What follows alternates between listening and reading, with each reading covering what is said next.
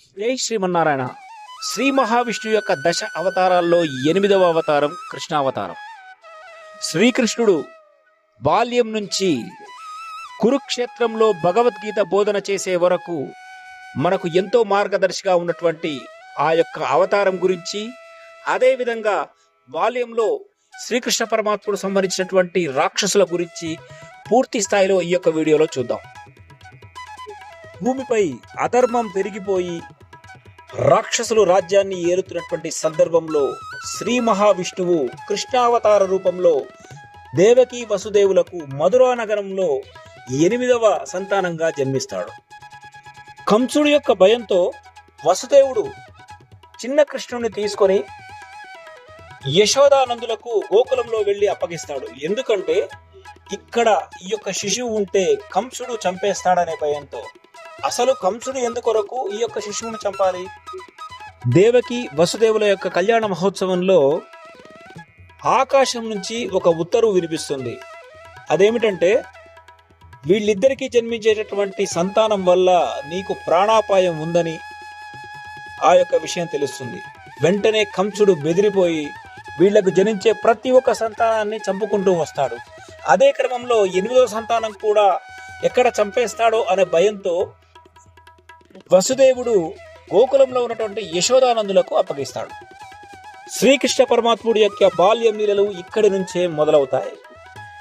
ఇక్కడే వెన్న దొంగలించడం, అందరినీ ఆట పట్టించడం, అతి కిరాతకమైనటువంటి రాక్షసులను కూడా ఈ యొక్క బాలగోపాలుడే సంహరిస్తాడు. ఆ రాక్షసులే పూతన, శకటాసురుడు, త్రినావర్తుడు, బకాసురుడు, అగాసురుడు. ఇంకా కృష్ణుడు తన చిన్న వేళ్లతో గోవర్ధనగిరి పర్వతాన్ని ఎత్తి గోకులాన్ని కూడా కాపాడాడు. మరోసారి కాళీయ నాగుపై నృత్యం చేసి యమునా నది పవిత్రతను కాపాడాడు. ఎందుకంటే యమున అంతా కూడా ఈ యొక్క విషనాగుతో ఆ యొక్క నీళ్ళను తాగినటువంటి పశువులంతా కూడా చనిపోవడం జరిగింది.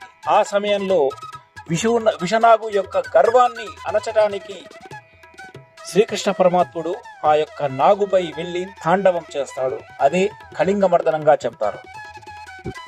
బాల్యంలో ఇలా ఎక్కడెక్కడ అధర్మం ఉందో అక్కడ ధర్మాన్ని కాపాడుకుంటూ అధర్మాన్ని నాశనం చేసుకుంటూ వచ్చారు ఈ యొక్క శ్రీకృష్ణ బాలుడు. తరువాత కంసుడి యొక్క వధ జరుగుతుంది.